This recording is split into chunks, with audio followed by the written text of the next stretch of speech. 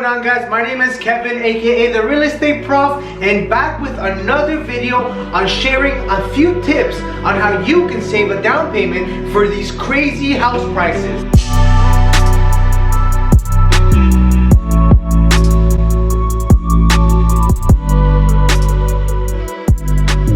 But before we continue on with this video, make sure you follow me on social media and as well as like and share and subscribe to this channel. I know many of us are struggling at the moment just in order to save a down payment to get qualified for one of these crazy absurd houses that we've seen, just going for $1.2 million for a simple bungalow. But nonetheless, don't worry guys, there's always gonna be options and things out there for you in order for you to save for your down payment. Don't think the market is going to leave you and you'll never ever be able to afford these homes. Number one is making it your priority. What do I mean by this? Making sure that every expenses that you really are thinking about buying, whether it's just possibly just wants instead of actually needs, make sure you double think that before you make that tap on your purchase. Cutting back on possibly going to restaurants every weekend, or possibly buying a new pair of clothing or shoes or whatever it really is that you may not need for the moment but you just want it instead. These small things will add up in a year, 2 years, even 5 years of you saving up for your down payment. Instead, put this into a savings account that you know that you will be able to take out money when it comes time to buying your next home. As well as talk to a financial advisor that can help you guide you along. Or possibly, if you're not really into talking to somebody in a more corporate setting, maybe talk to somebody who's already purchased a house. Maybe you have a friend who saved up money already.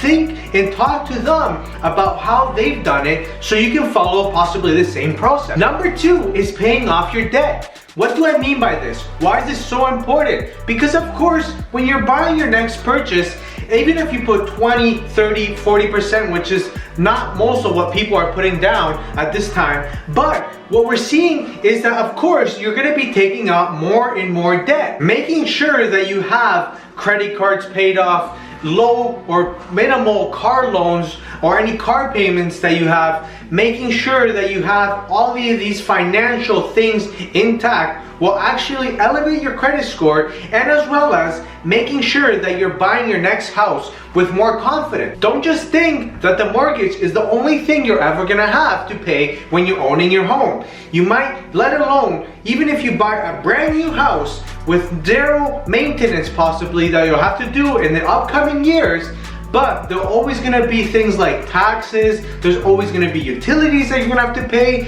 and many other expenses, as well as making sure that you have enough money on the side for any emergency. These are things that will actually possibly worry you at night when you're sleeping, trying to afford so many things at the same time. You want to make sure that you don't cut your margins too low, whatever you're making in the month, as to whatever you're spending, so that you'll actually enjoy this whole process. Number three, and lastly, is a home buyer's plan that will allow you to take money out of your RRSP. Although I don't possibly recommend this to many people, since of course you want to have money saved up for your retirement, but they will let you pay back in 15 years the money that you've taken out from your RRSP, which is a limit of $35,000 currently today. Also, you have to be a resident of Canada, and as well use this home as your primary resident. And before you can withdraw all those funds that you want to withdraw, you have to also make sure that you have a written agreement to purchase a property. Although of course $35,000 might not be that much, it might just feel like a drop of bucket, especially with these home prices.